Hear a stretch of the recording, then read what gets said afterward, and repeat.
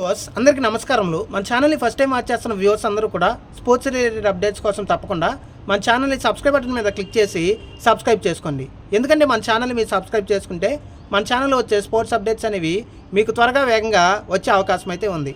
గట్ఫీ వేదికగా జరిగిన 2025 champions trophy semi-final 2లో సంచలనాత్మకమైన విజయం న్యూజిలాండ్ జట్టు నమోదు చేసుకుంది. సౌత్ ఆఫ్రికా జట్టుపై 50 పరుగుల తేడాతో ఘన విజయం సాధించిన న్యూజిలాండ్ జట్టు భారత్తో ఫైనల్ ఆడటానికి సిద్ధమైపోయింది. ఇక మ్యాచ్ విషయానికి వస్తే ముందుగా టాస్ గెలిచిన న్యూజిలాండ్ జట్టు బ్యాటింగ్ తీసుకుంది. ముఖ్యంగా సెమీఫైనల్ 1లో బ్యాటింగ్ తీసుకున్న ఆస్ట్రేలియా జట్టు పూర్తిగా బ్యాటింగ్లో విఫలమైతే న్యూజిలాండ్ జట్టు సౌత్ ఆఫ్రికాకి భిన్నంగా ఆడటం జరిగింది. నిజంగా న్యూజిలాండ్ జట్టు 362 పరుగులు చేస్తుందని సౌత్ ఆఫ్రికా బౌలర్లు కూడా ఊహించి ఉండకపోవచ్చు. కానీ ముఖ్యంగా సౌత్ ఆఫ్రికా బౌలర్లపై విరుచుకుపడ్డారు రచిన్ రవీంద్రతో పాటుగా న్యూజిలాండ్ కేన్ మామ. కాబట్టి ఓవరాల్గా మనం చూసుకుంటే కేన్ విలియమ్సన్, రచిన్ రవీంద్ర ఇద్దరూ కూడా సెంచరీలతో తమదైన స్టైల్తో న్యూజిలాండ్ ఫైనల్లో వెళ్ళటానికి దాహతపడ్డారు. కాబట్టి ఓవరాల్గా మనం చూసుకుంటే రచిన్ రవీంద్ర 108 పరుగులు, అలాగే కేన్ విలియమ్సన్ 102 పరుగులతో విధ్వంసమైన ఇన్నింగ్స్ ఆడటంతో స్కోర్ బోర్డు ఉరకలు పెట్టడం జరిగింది.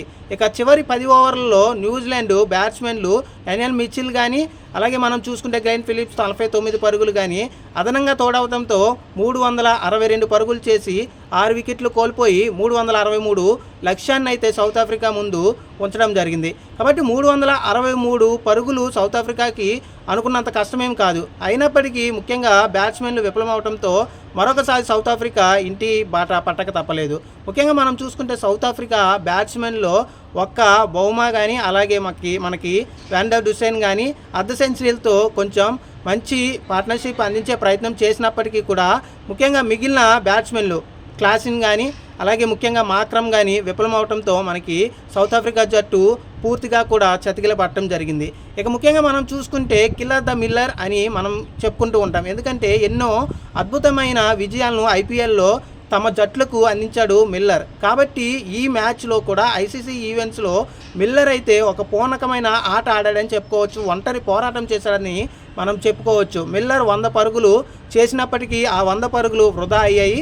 అయినప్పటికీ కూడా మ్యాచ్ సౌత్ ఆఫ్రికా ఓడినప్పటికీ కూడా మిల్లర్ అయితే మనసుల్ని, అభిమానుల గుండెల్ని గెలిచాడని మనం చెప్పుకోవచ్చు. కాబట్టి ఓవరాల్గా 363 టార్గెట్తో బరిలోకి దిగిన సౌత్ ఆఫ్రికా జట్టు 312 పరుగులు చేసి చతికిలపడి మరొకసారి పూర్తిగా ఫైనల్కి చేరుకోకుండానే ఐసీసీ ఛాంపియన్స్ 2025 నుంచి వైదొలగాల్సిన పరిస్థితి అయితే ఏర్పడింది. కాబట్టి ఓవరాల్గా మనం చూసుకుంటే ఈ మ్యాచ్లో 3 సెంచరీలు నమోదయ్యాయి.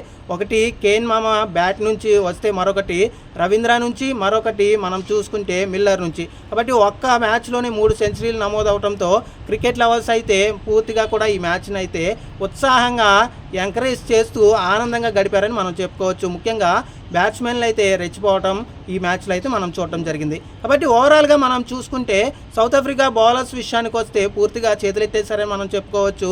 ఒక నిండి 3 వికెట్లు, అలాగే రబాడ 2 వికెట్లతో కొంచెం వికెట్లు తీసి పర్లేదు అనిపించినప్పటికీ మిగిలిన బౌలర్లు అందరూ కూడా తేలిపోయారు. అలాగే ఎకానమీ 6 కంటే ఎక్కువగా చాలామంది బౌలర్స్ కూడా ఇవ్వడం జరిగింది. ఇక ముఖ్యంగా న్యూజిలాండ్ బౌలింగ్ విషయానికి వస్తే కెప్టెన్ సాంట్నర్ అన్నీ తానే చూసుకున్నాడు 3 వికెట్లతో. ముఖ్యంగా మనం చూసుకుంటే సౌత్ ఆఫ్రికా కీలకమైన వికెట్లు తీసి ఈరోజు న్యూజిలాండ్ గెలవడంలో కీలక పాత్ర అయితే పోషించాడు. కాబట్టి ఓవరాల్గా మనం చూసుకుంటే 50 పరుగుల తేడాతో ఘన విజయం సాధించిన న్యూజిలాండ్ జట్టు ఫైనల్లో మరొకసారి భారత్ని ఢీకొట్టబోతుంది. కాబట్టి ఫైనల్లో భారత్ గెలుస్తుందా, న్యూజిలాండ్ గెలుస్తుందా అని క్రికెట్ అభిమానులంతా 1000 కళ్ళతో ఎదురు చూస్తున్నారు. ఈసారి భారత్ ఖచ్చితంగా గెలవాలి. ఐసీసీ ఛాంపియన్స్ ట్రోఫీ 2025 ఖచ్చితంగా ఈసారి కొట్టాలని భారత అభిమానులు ప్రార్థనలు అయితే మొదలుపెట్టారు. మరి ఏం జరగబోతుంది? న్యూజిలాండ్ గెలుస్తుందా లేదంటే భారత్ గెలుస్తుందా అనేది మరికొద్ది రోజుల్లోనే తేలిపోతుంది.